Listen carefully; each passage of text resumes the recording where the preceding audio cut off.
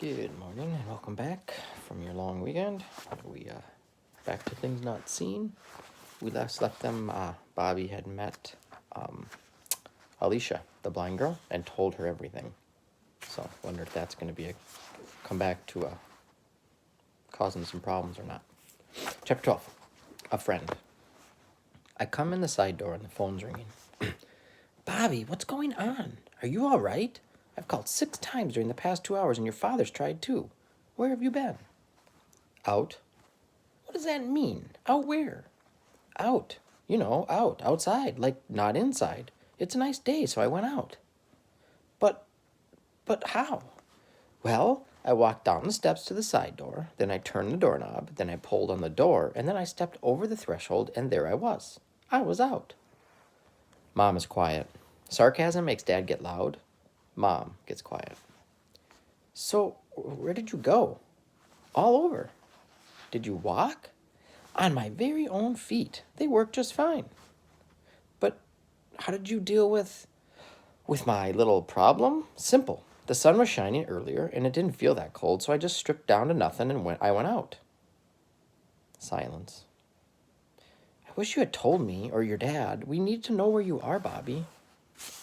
You need to know where I am? Because you don't think I'm a responsible person? Well, I am. I know how to take care of myself. I'm actually pretty good at it. Silence again, plus a sniffle. I should be home tomorrow, Bobby, probably about noon. They've decided my nose won't need surgery, so that's good, I guess. Not that my nose has ever been some grand thing to be admired. Mom wants to have a conversation, but I don't. So, you'll be home tomorrow around noon? Yes. Then I'll see you when you get home. When you get here. Good. Okay. Well, I kind of got cold outside, and I just got back, and I need a bath now. So I'll see you tomorrow. All right, Bobby. Have a good night, and call if you need to talk to someone. Bobby, your dad and I love you very much. We do. Yup. Goodbye, Bobby. Bye. As I hang up, I know I should have been nicer. I know she's just trying to be a good mom, but that's not what I need right now. It's later after a great bath, after some microwave lasagna and 2 root beers, after I've played my trumpet until my lips hurt, after I've watched the last half hour of The Terminator on cable. The phone rings. It's right next to me on the couch, but I let it ring. Mom, maybe Dad. I don't want to talk to either of them. I grab the handset just before the answering machine kicks in. Yeah? A pause. About 3 seconds of silence. Yeah? Is that how you answer the phone? It's Alicia. Oh, well, no, I mean, no one calls except my mom and dad, and I'm pretty tired of talking to them. She says, then I'll try again. And she hangs up. Excuse me. 15 seconds later, the phone rings, and I'm ready. Good evening. This is the Phillips residence. Bobby speaking. She giggles. Much better. Dignified, yet not too stuffy. Now, if you'd said Robert speaking, that would have been too much. Then in a quieter voice. So, how are you? Did you thaw out? Yeah, completely. I love our hot water heater. It's one of the greatest inventions. Could be. There's a smile in her voice. But I think the toilet ranks higher. I'm nodding. Right, plumbing in general. Very good idea. So, how are you? Bored. My ears are worn out. You can only listen to so many audiobooks before everything starts to sound like mush.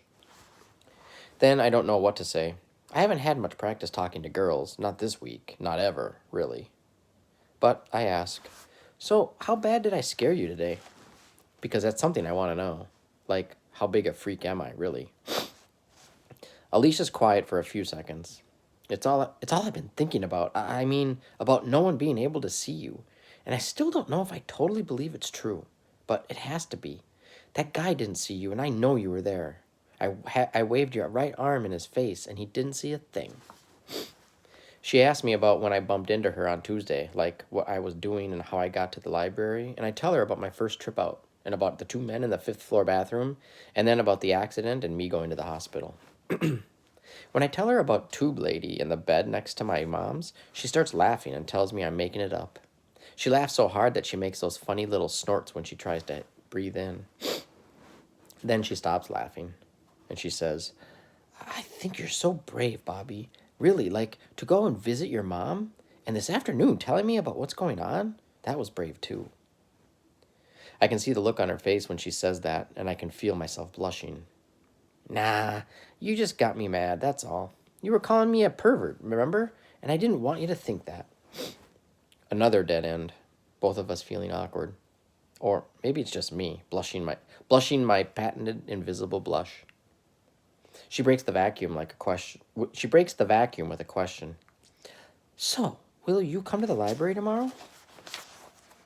I said I'd try, remember? Yeah, but how hard are you going to try? Have to see. My mom's coming home from the hospital about 12, so I don't know what's going to be happening here around 2. Could be trouble, but I'll try to come. I really will. So it's a definite maybe. Yep. Okay, bye, Bobby. Bye. Oh, Alicia. Yes? Thanks for calling. You're welcome. Bye. I'm sitting on the couch next to an empty lasagna tin and 2 root beer bottles, and I'm a million miles away.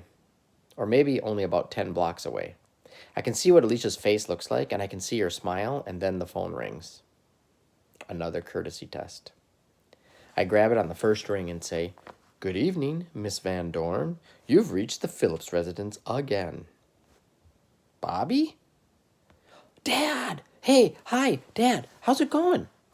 I try to sound cheerful, but I didn't want it to be Dad, because talking to Dad snaps my missing body back into focus, and for a few minutes, I had forgotten all that. Miss Van Dorn? Dad says. Who's Miss Van Dorn? Someone you don't know, Dad. A friend of mine. I talked to Dad for about 5 minutes, but I'm not thinking about what he's saying. I'm thinking about what I just said about Alicia, about how she's a friend, and about how it's true.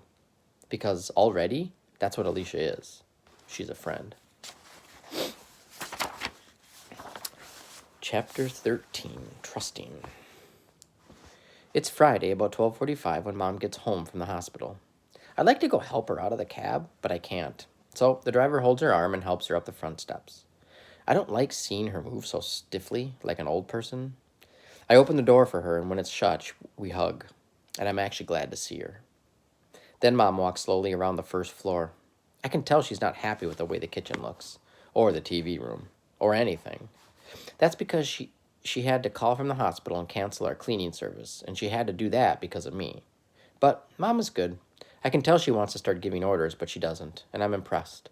All she says is, maybe you could help me get things straightened up a little. So I do.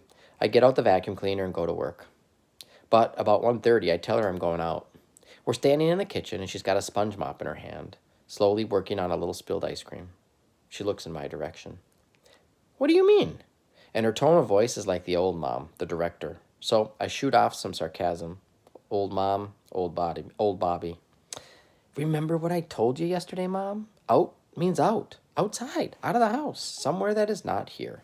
I'm going out. But why? Before I think, I say, because I'm going to meet someone at the library. The look on Mom's face shows me how stupid I am. Who? You haven't told anyone about what's happening, have you?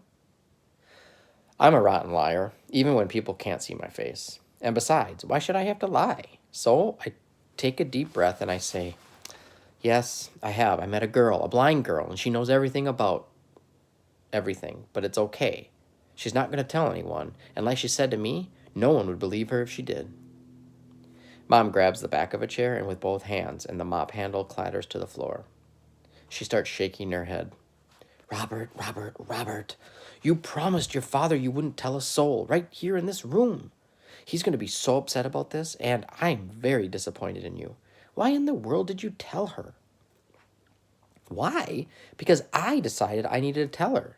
It was a special situation, and I decided I could trust her. Have you known this girl long? Since Tuesday. Mom almost shouts, Since Tuesday? This Tuesday? Oh, Robert, this is like trusting a total stranger with your life. Exactly, and that's the part you and Dad still don't get. It's my life, and if I want to talk to someone and trust someone, then I'm going to, no matter what you think. It's my decision, not yours. So that's the mood I leave the house in. And I'm stupid again because I just yank off my clothes in the back stairwell and run outside. Stupid because even though it's the warmest part of the day and it's sunny, the temperature's only about 42 degrees. It's a case of run or die, and so I cover the half mile to the library in record time. And by the time I get my breathing under control and go up to the third floor, it's almost 2. I wonder if his breath makes like that fog because it's so cold out, the warm air hitting the cold air. I wonder if it makes a little bit of fog. Anyways, probably not. Well, it should, but not in the book. Then I'm there, and I'm looking in through the glass to the door, in the door of the listening room, and I'm glad I came. She's sitting there right where she was yesterday, her long fingers hovering above the keys of her laptop, head tilted to one side, listening. She's got on a dark green sweater and some reddish corduroy pants.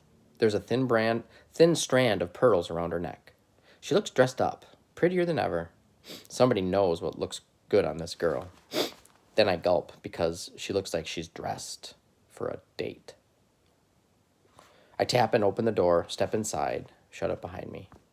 Hi. Bobby? Hi, she smiles, a careful smile. She shuts off the tape player. It's still Hawthorne. So, did your mom get home? Yeah. I feel like I shouldn't be here, and I feel naked, alone with a blind girl and very naked. Nothing in life prepares a guy for that. Not even pretending to be a Greek warrior. I don't sit down. I just stand across the wide oak table from her, my hands on the back of a chair. Alicia's on edge, too. She isn't going to let the conversation slow down. She says, So, how is she? And what about your dad? My dad wanted to come home, too, but the doctors wouldn't let him, which is good. See, what I hope is that he has to stay away long enough that when he gets out, he can go right back to work. I don't think I could stand being stuck in the house all day with both my folks. Alicia is nodding as if what I'm saying is really interesting to her, but I've stopped talking, so she gives me another prompt. And your mom? She's at home now, right? I'm glad for the help because all of a sudden silence seems scary. I mean, what Mom said was kind of true. I hardly knew this girl. And when I talk, I feel like my voice sounds funny. Yeah, she's home. She's okay, but she's still kind of weak. The taxi guy had to help her up the front steps when she got home. And then the second she got in the house, I had to do some cleaning because I could tell she was grossed out. I mean, I didn't do any dusting or anything while she was gone, but still, it was only 3 days. It's not like the house was a pit or something. While I'm talking, I glance at the door of the listening room. There's a guy there at the window, a man in a tweed jacket about 40 years old with a big head of wild hair. He stops, looks in, sees Alicia, looks at his watch, and then walks on. Alicia nods. Yeah, my mom's the same way. And my dad, too. Neatness freaks. And now that I can't see anything, it's even worse. They're afraid for me all the time. Like if a shoe is lying in the wrong place, they think I'm going to trip over and break my neck. I pounce on that idea. You said you've been blind for 2 years, right? Because that's something we haven't talked about yet. She nods. Uh-huh. A little more than 2 years now. I asked about that yesterday, but you didn't tell me how it happened. She shrugs and blushes a little. It just happened. That's the dumb part. It's not like there was some disease or a terrible accident or anything. But, like, something had to happen, right? Her upper lip curls into a little sneer. She snaps. Yeah, well, duh, Bobby. I mean, something happened. Of course something happened. I don't know what to say. Talking with her, it's like walking along on ice, and I think it's safe, and then I take one more step, and everything starts to crack and buckle. And under the ice, there's this dark river. We're both quiet, and then she takes a deep breath and lets it out slowly, and she smiles a little. I'm sorry. It's just I don't know how to tell people about it. I think about this stuff, but I don't talk about it. I look at her face the whole time, and I can see her thinking, deciding if she wants to talk. And it's like she's going a long way back somewhere so she can look around and remember. Then, in a quiet little voice I have not heard before, she starts talking. It just happened 2 years ago. It was night. It was cold. January 19th, 2 days before my birthday. My mom had left the window open. I remember being really cold and waking up without any covers on. I reached over the side of the bed where they usually fall off, and they weren't there. So I reached toward the other side, toward the windows. And I fell out of bed. I just fell and hit my head. I didn't think anything about it. It didn't even hurt that much. I just got up and kind of shook it off. She pauses. This is hard for her. But she keeps going, talking in that small voice. I wasn't really awake, so I just grabbed my quilts off the floor and pulled them around me and went back to sleep. But in the morning was horrible. I knew I was awake, but it was like I was still asleep or like I was lost inside this big, dark thing. But I knew I was home, in my own room. I could hear the birds on the feeder outside, and I could feel the sun on my face at the window, feel the cold glass on my fingertips, but I couldn't see anything. The guy in the tweed jacket is back at the door of the room. Must be waiting for a seminar meeting. He looks in, acts as if he's going to open the door, and then leaves again. Alicia takes a long, ragged breath and then wills herself to calm down. You remember how mad I got yesterday when you said you were invisible? Yeah? Well, part of that was because that's exactly how I felt that first morning. The whole first year when I was suddenly this little blind girl. It was like I became invisible. I couldn't see myself. I couldn't see me going to dances or college or grad school. I couldn't see myself becoming an archaeologist. I was never going to get to see the pyramids or the Valley of the Kings, and I couldn't even see getting married or having kids or anything I used to wish about. Everything just disappeared. I could tell other people were looking at me funny. I could feel it, and I could hear it in their voices. It felt like they wished I would go away. I made them uncomfortable, and I couldn't read the books I loved. I couldn't watch movies. I couldn't see sunsets or flowers. It was all invisible, just like me. Like a million different doctors looked at my eyes, and they were all real nice, and they explained what happened, but everyone said it couldn't be fixed. And it was like my parents couldn't see me either. They just saw this thing that was suddenly helpless. They're better now, but still, I'm not their wonderful daughter they were so proud of anymore. Now I'm a job they can't get rid of even if they wanted to. Anger again, deep and hot and hurtful. Out of the corner of my eye, I noticed the man again, and the guy with the big hair. He's about 4 feet back from the door, and he looks anxious. He's got an old tan briefcase in one hand. He's standing at an angle where he can see Alicia as she talks.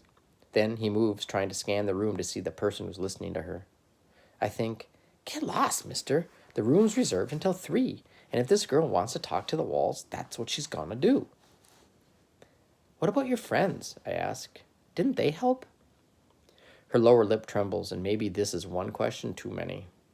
I really can't take tears, but she pulls back from the edge, and she starts talking again.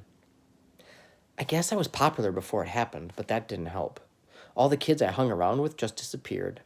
All but Nancy Fredericks. She was great. She came over almost every day after school, and she talked, and she just sat there and took it. And if I got mad and started calling her terrible names, and when I cried sometimes, she cried too. She could still see me, and she didn't care about the blindness. That first year, my parents had special tutors come to our house and start to teach me Braille and all that other blind junk. You know, like, here's your white cane to tap around with, little girl. But it was Nancy who kept me from going crazy. She told me about school and the teachers and the boys and who had a crush on who. We still talk on the phone. It's like she's the only thing that didn't change in my life. Everything and everybody else changed. It's like I disappeared along with the whole rest of the world. She's done, and she's self-conscious again. I don't know what to say. I feel like I've been reading her diary. Risky stuff. So I just say, thanks for telling me all that. Why thanks? She asks. She sits back in her chair and pulls her legs up against her chest. I don't know, I say. I guess because you didn't have to tell me. She gets a devilish smile on her face. Like yesterday when you didn't have to tell me what was happening to you, right? Yeah, like that. And then I see what she means, because I did have to tell her, just like she had to tell me all of this. I had to trust her. Sometimes you have to tell someone else what it's like, because if you don't, you'll go nuts. The Tweety guy is at the door again, and now he's pushing it open, barging right in. Alicia hears the door and turns, putting her feet down as she does. The man says, Alicia, what are you doing? Who are you talking to? The color drains from Alicia's face. She says, what are you doing here? I'm here because your mom called and said she thought you might be meeting someone here today. And you thought it would be all right to do a little spying on your little girl, is that it? Alicia presses her lips together. She's past the surprise already, and now she's mad. And me? I'm scared because I'm shut inside a small room with a blind girl and her father. And the man is looking for answers. Ooh. All right, that's it for today. I will see you later. Have a good day.